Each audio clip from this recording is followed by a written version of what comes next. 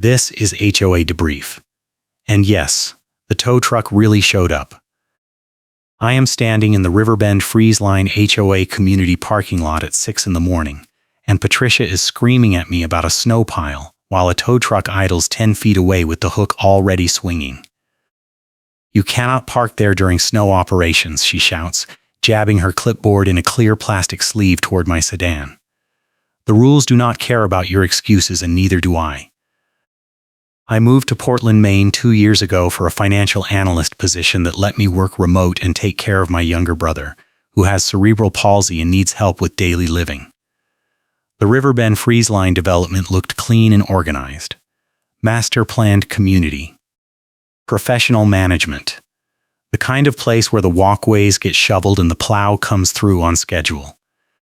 What I did not know was that the HOA board runs something they call snow patrol after every storm, where they walk the lots with clipboards and cameras looking for violations, and Patricia, the finance committee lead, treats it like a military inspection.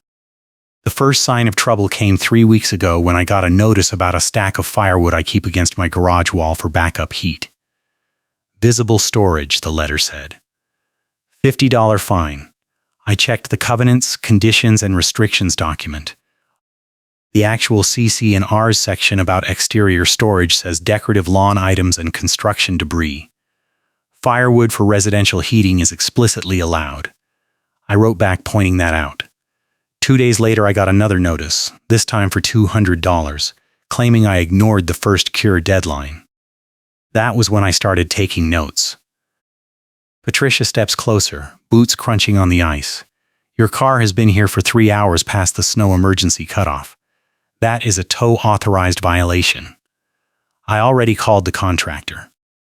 I glance at the tow truck driver, a guy in his 50s wearing a Carhartt coat and looking uncomfortable. He is not moving yet. I look back at Patricia. The snow emergency email said vehicles must be moved by 6. It is 6:02. She smiles, the kind of smile that does not reach her eyes. The email said 6. "You are in violation. The driver has authorization from the management company." I pull out my phone and open the email thread. The timestamp on the HOA blast says snow emergency parking restrictions begin at 8 p.m. and end at 6 a.m. I hold the screen toward her, keeping my thumb over the management company reply where they confirmed my car was legally parked as of 5:58 this morning when I moved it from the guest lot. Not yet, I think. Let her keep talking first. She does not even look at the phone. "I do not care what your phone says. I have the signed authorization right here." She flips a page on her clipboard without letting me see it. Behind her, the tow driver shifts his weight and pulls out his own phone. He is checking something. I make a mental note of that. Patricia turns to him. "Hook it up. This one loves to argue, and we have 6 more stops this morning." The driver does not move. He looks at me, then at Patricia. "Ma'am, if the cutoff was 6 and it is just past 6, I need to see the actual violation timestamp before I hook anything." Patricia's smile vanishes. "I am the finance committee lead. I have the authority to authorize tows during snow operations. The management company delegated that to the snow patrol team." The driver shakes his head. "I still need documentation that the vehicle was in violation when you called it in." I step forward, keeping my voice calm. I have the email thread showing the cutoff. I also have a photo I took at 5:58 showing my car in this exact spot with the dashboard clock visible. If you hook my car without a valid violation, that is conversion, and I will file a police report before you get off the property." Patricia whirls on me. "Make it public. I love watching people get embarrassed." There it is. I file that line away. She just said it in front of a witness. The driver looks at Patricia. I am going to need to call my dispatch and confirm the authorization with the management company directly. He walks back to his truck. Patricia glares at me. "You think you are clever. You are going to lose. The board has a cure deadline for your firewood violation, and it lands in 4 days, right before the next blizzard. If you do not remove that wood, we will have it removed for you and bill you triple the cost. I meet her eyes. The CC and Rs allow firewood for heating. I sent you the section number. She flips another page on her clipboard. I do not care what you think it says. The board interprets the rules, not you. And the board agrees with me.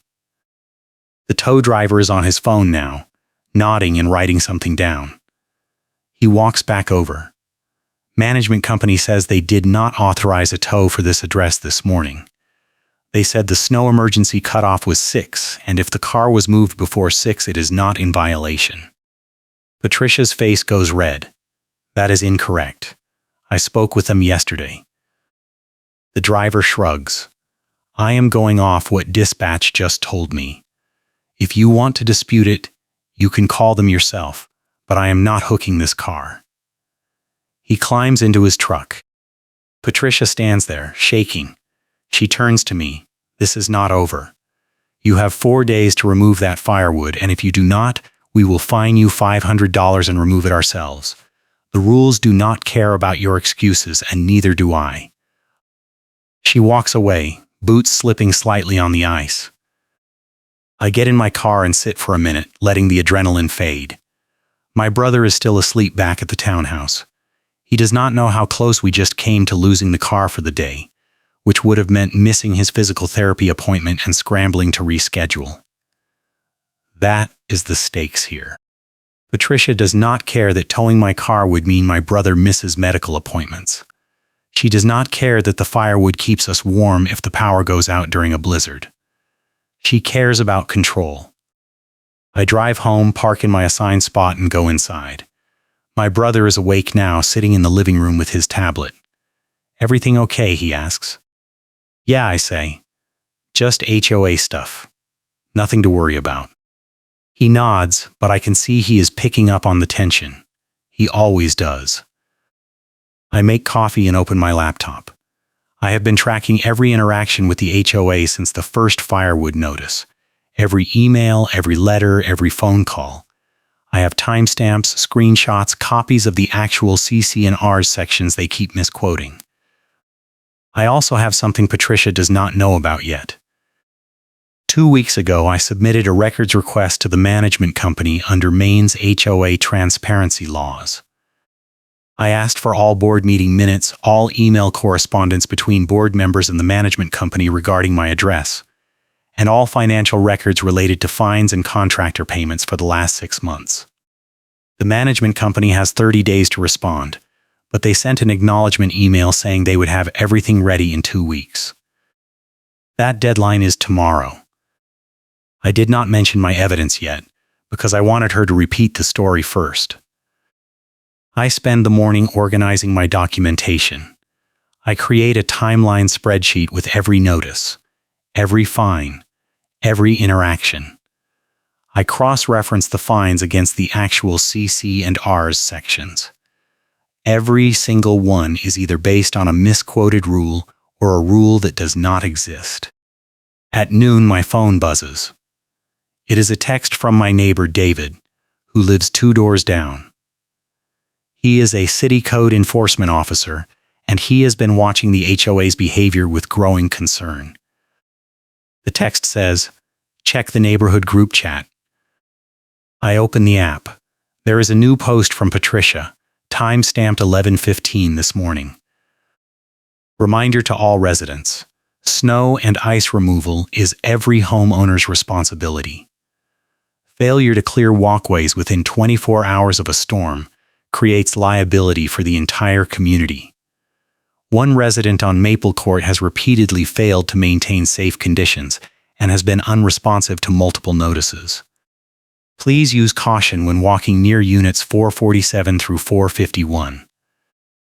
My address is 449 Maple Court. She just painted me as a public hazard in front of 300 households. I screenshot the post and add it to my evidence folder. Then I text David. She just posted that I am a hazard. I shovel my walks every time. You have seen me out there. David, I know. I have photos from the last 3 storms showing your walks cleared before most of the block. Want me to post a correction? Me, not yet. Let her keep talking. David, you have a plan. Me, getting there. I look at the clock. The management company records are due tomorrow. The firewood cure deadline is in 4 days. The next blizzard is forecast for 5 days out, a nor'easter that is supposed to dump 18 inches and knock out power in some areas. I need to move fast. That afternoon, I get another notice in the mail. This one is about my front steps. It claims I failed to salt them within 12 hours of the last storm, creating a slip hazard. The fine is $300, and the notice says the HOA has already contracted a service to salt my steps and will bill me for the cost plus administrative fees. I go outside and check my steps. They are clear. No ice. I salted them myself the morning after the storm, and I have a photo on my phone with a timestamp showing the bag of salt in the cleared steps. I call the management company. A woman named Lauren answers. I explain the situation. She puts me on hold, then comes back. Sorry, I do not have your name in front of me. I give her my name and address. She types for a minute. Okay, so the notice was submitted by the board's snow patrol team. It says they observed ice on your steps during a walkthrough yesterday morning. I was home yesterday morning. No one from the HOA knocked or rang the bell. What time was the walkthrough? She checks. It says 0700 hours. I pull up my doorbell camera footage and scroll to 7 a.m. yesterday. Nothing. No one walked up to my door. I tell her this. She pauses. Do you have the footage? Yes. Can you email it to me? I can, but I need to know who authorized a contractor to salt my steps without my permission. That is trespassing. Another pause. Let me check with my supervisor and call you back. She does not call back. At 4 p.m. I hear a truck outside. I look out the window and see a landscaping crew spreading salt on my front steps. I grab my phone, start recording, and walk outside. Excuse me, I say to the crew leader, a guy in his 40s with a company logo on his jacket. Did the HOA send you? He nods. Yeah, we got a work order for this address. Ice removal. I point at the steps. There is no ice. I salted these 2 days ago. He looks uncomfortable. I am just going off the work order, man. It says this address needs service. Who signed the work order? He pulls out a clipboard and shows me a page. It has Patricia's signature at the bottom. I take a photo of the work order, making sure the signature is visible but not readable in the frame. Thank you. I need you to know that I did not authorize this service, and I will not be paying for it. If the HOA wants to dispute that, they can take it up with me directly. He shrugs. That is between you and them. We just bill the HOA. The crew finishes and leaves. I go back inside and add the video and the work order photo to my evidence file. That night, I get an email from the management company. It is from Lauren's supervisor, a man named Greg. The email says the board has the authority to address safety hazards on common areas and limited common areas, and that front steps fall under limited common area maintenance per the CC&Rs. The cost of the salt service will be added to my account, along with a $50 administrative fee. I write back immediately. I cite the exact CC&Rs section that defines limited common areas. Front steps are not included. I also attach the doorbell camera footage showing no HOA representative conducted a walkthrough at the time claimed, and the video of the crew salting steps that had no ice. Greg does not reply. The next morning, the records I requested arrive via email. It is a massive PDF, 214 pages. I download it and start reading. Page 43 is a gold mine. It is an email thread between Patricia and Greg at the management company dated 3 weeks ago, right after my first firewood notice. The subject line is enforcement strategy, but the content is not redacted the way it should be under attorney-client privilege because neither of them is an attorney. Patricia writes, "This owner is going to fight everything. I want to escalate quickly so he understands we are serious. What is the maximum we can fine before triggering a lien process?" Greg replies, "Depends on the violation. For covenant violations, the board can assess up to $500 per incident plus costs. If he does not pay, we can file a lien after 90 days and add legal fees." Patricia writes back, "Perfect. Let us keep the pressure on. I want him to know that fighting the board is expensive." I read it 3 times. Then I screenshot it and add it to a new folder labeled Smoking Gun. If you are enjoying this HOA nightmare, hit that like button and subscribe for more stories where the bullies get what they deserve. I keep reading. Page 61 has another email thread. This one is Patricia asking Greg to schedule a hearing for my firewood violation at 4 p.m. on a Wednesday. Greg replies that most hearings are scheduled for evenings to accommodate working owners. Patricia writes back, "I know. Schedule it for 4. If he does not show, we can vote in absentia and skip the argument." That is the tactic. Scheduling hearings at impossible times so I no-show, and they default vote. Page 79 has a spreadsheet. It is labeled Enforcement Targets Q4. My address is highlighted in yellow. There are notes in the margin: winter violations, monitor for snow removal, walkway clearance, vehicle parking during storms. They have been planning this. I sit back and stare at the screen. This is not a neighborhood association trying to keep the community safe. This is harassment with a paper trail. I call David. When he picks up, I say, "I need a favor." "Name it," he says. "Can you come to the next HOA board meeting as a witness? I am going to present evidence, and I need someone from the city there to confirm what is and is not enforceable under municipal code." He is quiet for a second. "When is it?" "Next Tuesday. 7 p.m. at the clubhouse." "I will be there." "What are you planning?" "I am going to make it public, and I am going to let Patricia embarrass herself first." He laughs. "I will bring popcorn." I spend the weekend preparing. I print copies of the email chain showing Patricia and Greg coordinating the harassment. I print copies of the CC&Rs sections they misquoted. I print the doorbell footage stills, the work order photo, the timeline spreadsheet. I make 3 sets, one for me, one for the board, and one for the HOA attorney who sometimes attends meetings. On Monday, I get another notice.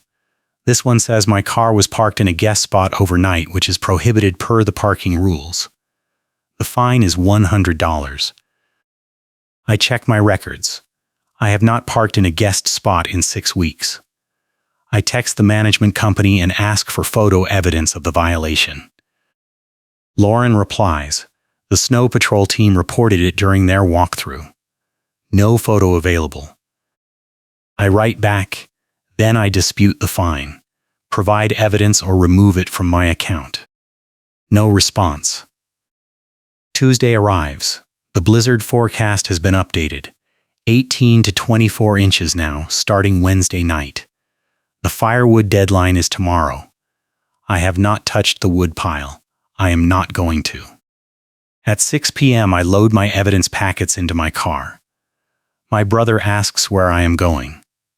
HOA meeting, I say. Should not be long. He gives me a look. You are going to fight them. Yeah. Be careful. I will. The clubhouse is a small building near the community entrance, with a meeting room that holds about 40 people. When I arrive at 6:50, there are already 15 people in the room, most of them board members or regulars who attend every meeting. Patricia is at the front table, reviewing a stack of papers. She is wearing the same blue parka, and she has a winter patrol log sheet in front of her, the same kind of clipboard setup she carries on snow patrol. I take a seat in the third row, David walks in a minute later and sits beside me. He nods at Patricia. That her? Yeah. She looks like she is ready for a fight. Good. The meeting starts at 7 sharp. The board president, a man named Tom, runs through the standard opening items: approval of last month's minutes, financial report, committee updates. Patricia gives the finance report. She mentions that several owners are delinquent on fines and that the board is moving forward with lien filings.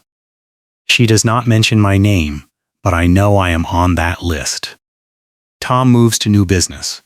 Before we open the floor, he says, we have a couple of enforcement hearings scheduled. First is Unit 449, firewood storage violation. Patricia stands. The owner of Unit 449 was notified 3 weeks ago that visible storage of firewood violates the community appearance standards. He was given 2 cure deadlines and missed both. The current fine is $750 plus removal costs if he does not comply by tomorrow. Tom looks at me. Are you here to respond? I stand. I am. I would like to present evidence that the fine is based on a misapplication of the CC&Rs. Patricia cuts in. We are not here to re-argue the rule. The board voted on this. I stay calm. I am not arguing the rule. I am showing that the rule you cited does not apply. Tom nods. Go ahead. I walk to the front and hand out the evidence packets. One for Tom, one for Patricia, one for the HOA attorney, a woman named Susan who is sitting at the side table. I also hand one to David even though he already knows what is in it. I open my copy to the first page. This is Section 12.3 of the CC&Rs. It prohibits visible storage of decorative lawn items and construction debris. Firewood for residential heating is explicitly allowed under Section 12.8. I included copies of both sections in your packet. Susan, the attorney, flips to the pages. She reads for a moment, then looks at Patricia. He is right. Section 12.3 does not cover firewood. Patricia's face goes tight. The board has the authority to interpret ambiguous provisions. Susan shakes her head. It is not ambiguous. Firewood is called out separately. If you wanted to restrict it, you would need to amend the CC&Rs, and that requires a homeowner vote. Tom clears his throat. So the fine is not valid. Correct, Susan says. I flip to the next page in the packet. This is an email thread between Patricia and the management company dated 3 weeks ago. In it, Patricia explicitly states her goal is to escalate enforcement quickly to make me understand that fighting the board is expensive. She also asks about the maximum fine before triggering a lien, and she discusses scheduling hearings at times when I am unlikely to be able to attend. The room goes silent. Susan is reading the email thread now, her expression shifting from neutral to serious. Tom looks at Patricia. Is this accurate? Patricia does not answer right away. She is staring at the packet like it is a live grenade. Finally, she says, that email was taken out of context. I flip to the next page. This is a spreadsheet labeled enforcement targets. My address is highlighted. There are notes indicating that the board planned to monitor me specifically for winter violations. David stands. For the record, I am David Chen, City Code Enforcement Officer. I live 2 doors down from Unit 449. I have personally observed this owner clearing his walkways and salting his steps after every storm this season, usually before most of the block. The notices claiming he failed to maintain safe conditions are false. Patricia turns on him. You are not a board member. You do not have standing to speak. Tom raises a hand. He is a city official and a homeowner. He has standing. Sit down, Patricia. She sits, but her hands are shaking. I flip to the next page. This is doorbell camera footage from the morning the HOA claimed they conducted a walkthrough and observed ice on my steps. The timestamp shows no one approached my door. I also have video of the HOA contractor salting my steps without my permission, on steps that had no ice. The work order for that service has Patricia's signature. Susan is writing notes now. She looks at Tom. We need to pause this hearing and move to executive session. There are potential legal issues here. Tom nods. We will take a 15-minute recess. The board members stand and file into a side room. The attorney follows them. Patricia stays at the front table, her face red, staring at the packet. I sit back down. David leans over. That was beautiful. It is not over yet. During the recess, 3 other homeowners come up to me. One of them, a woman named Alicia, says she got a similar harassment pattern last year over a deck planter. She ended up paying the fines because she did not know how to fight it. Another owner, a man named Jason, says he has been getting parking violation notices for his work truck, even though the CC&Rs allow commercial vehicles under a certain size. I tell them to request their records from the management company. If Patricia has been targeting them the same way, there will be a paper trail. The board comes back after 20 minutes. Tom looks uncomfortable. He clears his throat. After reviewing the evidence, the board has decided to vacate the fines against Unit 449, effective immediately. We are also going to issue a memo clarifying the firewood storage rule and the proper procedure for snow removal enforcement. I nod. Thank you. Patricia stands abruptly. This is a mistake. We are letting one owner undermine the entire enforcement process. Susan, the attorney, gives her a sharp look. Sit down. Patricia does not sit. She turns to the room. Make it public. I love watching people get embarrassed.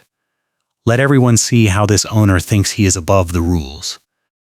I reach into my evidence packet and pull out the second document I have been holding back. I walk to the front and hand it to Susan. This is the full email chain with headers showing coordination between Patricia and the management company to harass me specifically. I brought a second copy for you so the legal risk is obvious. Susan takes the document. She reads it, and her face goes pale. She looks at Tom. We need to adjourn this meeting immediately and consult with outside counsel. This is a liability issue.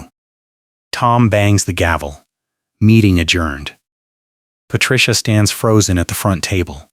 The room is emptying, but a few people linger, whispering. One of them is Alicia, who is taking photos of the evidence packet I left on the table. I walk out with David. He grins. You just nuked her. She nuked herself. I just handed out copies. We get to the parking lot, and I see Patricia walking toward her car. She is moving fast, head down, clutching the clipboard in the clear plastic sleeve like it is a shield. I get in my car and drive home. My brother is still awake when I get there. How did it go? He asks. I think we are good, I say. He nods. Good. I was worried. Me too. But it is handled. The next day, I get an email from the management company. It is from Greg, and it is 2 sentences long. All fines and fees assessed against Unit 449 have been removed from your account. Please contact me directly if you have any further questions. I forward the email to David with the subject line, We won round 1. He replies, round 1. I text back, she is not done yet. I am right. 2 days later, the blizzard hits. It starts Wednesday night and goes all day Thursday, dumping 22 inches of heavy wet snow. The power goes out around midnight Thursday. My brother and I huddle in the living room with the firewood stove running, keeping the place warm enough to stay safe. By Friday morning, the storm is over, but the neighborhood is a mess. Snow piles everywhere.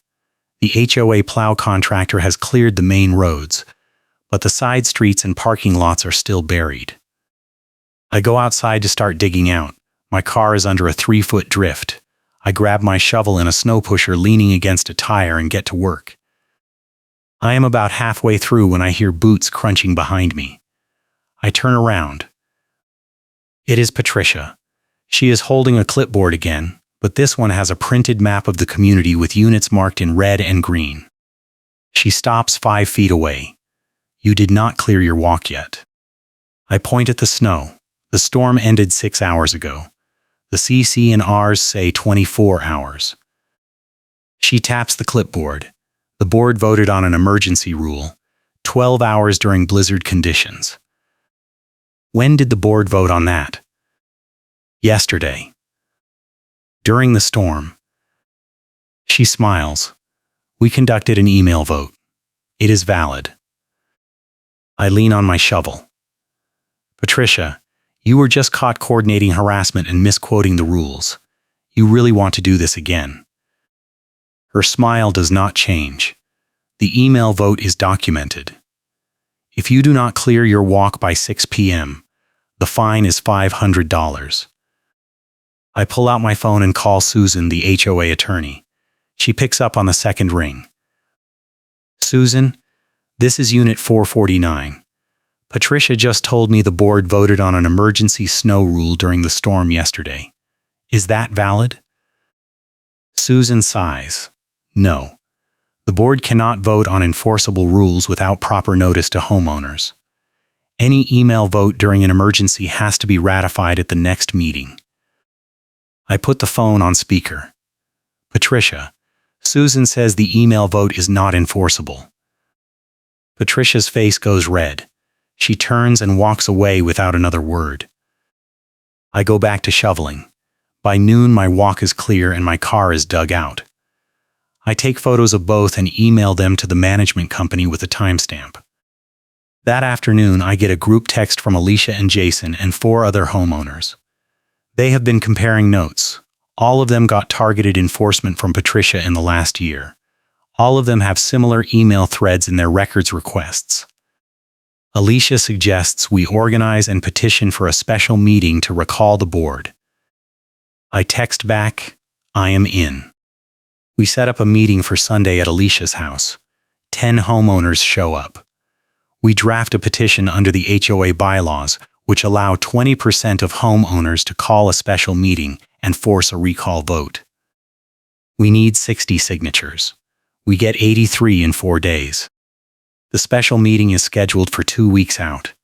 The location is the community clubhouse. The topic is board recall and election of interim leadership. Patricia knows it is coming. I see her on snow patrol the next week, walking the lots with the clipboard and taking photos. She is documenting everything, looking for anything she can use. On the morning of the special meeting, I get a text from David. Meet me at the footbridge. You need to see this. The community has a footbridge that goes over a drainage creek between 2 sections of townhouses. It is iced over this time of year, slick and dangerous if you do not watch your step. When I get there, David is standing at the center of the bridge with his phone out. Patricia is at the far end, crouching down and arranging something on the ground. What is she doing, I ask. Watch. Patricia stands up, steps back, and takes a photo with her phone. Then she crouches again and moves whatever she was arranging. David zooms in with his phone camera. She is setting up a hazard. Look. I look. There is a small pile of slush and ice at the edge of the bridge, and Patricia is shaping it to look like it has been there for days. She is staging a photo to make it look like the HOA did not clear the bridge properly, probably to use as evidence that I or someone else failed to maintain the common area. David is recording the whole thing. Got it, he says. She just destroyed her own credibility. We wait until she leaves, then walk over and take our own photos showing the disturbed slush and the fresh boot prints. That night, I add the video and photos to the evidence file. The special meeting is packed. 70 people show up, way more than the clubhouse usually holds. People are standing along the walls. Tom is at the front table with the rest of the board. Patricia is sitting at the far end, arms crossed, staring straight ahead. Alicia stands up first. She presents the petition and the bylaws section authorizing a recall vote. Tom tries to argue that the petition does not meet the procedural requirements, But Susan, the attorney, cuts him off. It is valid. You have to hold the vote. The room goes quiet. Tom clears his throat. Fine. We will open the floor for comment before the vote. Jason stands up. He talks about the parking violations he got for his work truck, and how Patricia told him he had to park off-site or face escalating fines. He shows emails where Patricia threatened to tow his truck during a snowstorm, even though his truck met the CC and R's size limits. Another homeowner, a woman named Diane, talks about a fine she got for holiday lights that were supposedly up too late. The deadline was January 10th. She took them down January 8th. Patricia still fined her, claiming the lights were visible from the street on January 11th. Diane shows a photo proving the lights were gone by then. One by one, people stand up and tell their stories. Every one of them has the same thread. Patricia weaponizing rules, misquoting the CC and R's, and targeting people who questioned her. Then it is my turn. I stand up and walk to the front. I hand out a new evidence packet, this one with the bridge setup video included.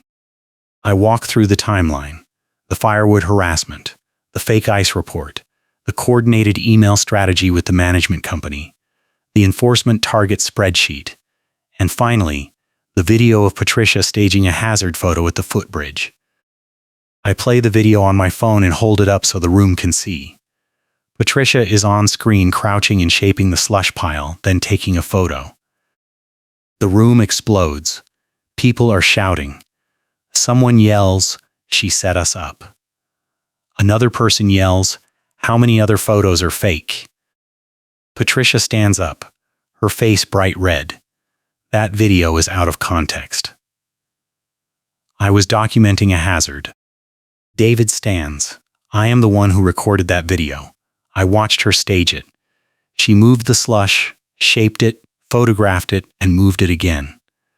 That is not documentation. That is fabrication. Susan, the attorney, is writing furiously. She looks at Tom. This is a serious problem. If the board has been using fabricated evidence to assess fines, every affected homeowner has grounds to sue. Tom looks defeated. He bangs the gavel. We will move to a vote. All in favor of recalling the current board and holding an interim election, raise your hand. Every hand in the room goes up except the board members. Tom sighs. Motion passes. The board is recalled. Patricia stands abruptly, grabs her clipboard, and walks out. The door slams behind her. The room is silent for a moment. Then Alicia stands. We need to nominate interim board members and set an election date. The next hour is a blur of nominations and votes. By the end of the meeting, we have a new interim board. Alicia is president. Jason is vice president. David agrees to serve as an advisory member for code compliance. I am not on the board. I do not want to be. I just want to live in peace and take care of my brother. When the meeting ends, I walk out to the parking lot. The air is cold and the snow is still piled high along the curbs. My car is covered in a light dusting from the wind, but it is mine, and it is not getting towed. David catches up with me. You did it. We did it, I say. He grins. Fair enough. You going to stick around? Yeah. This is home now, for better or worse. He claps me on the shoulder. Better, I think. At least now. I drive home. My brother is waiting in the living room. He looks up when I walk in. How did it go? Good, I say. Really good. He smiles. I am glad. Me too. 2 weeks later, the HOA issues a memo clarifying the firewood storage rule, the snow removal enforcement procedures, and the proper process for emergency rule changes. The memo also announces that all fines assessed under the previous board's enforcement campaign have been reviewed, and any that were based on misapplied rules have been refunded. I get a check in the mail for $950. I also get an apology letter from the new board signed by Alicia. I frame the letter and hang it in my office. Patricia moves out 3 months later. I hear she bought a condo in a different development, one without an HOA. I do not know if that is true, but I hope it is. Maybe she will be happier somewhere she does not have rules to weaponize. The firewood stays stacked against my garage wall. The snow pusher stays leaning against my tire. And every time it snows, I clear my walk within 12 hours, take a photo, and email it to the management company.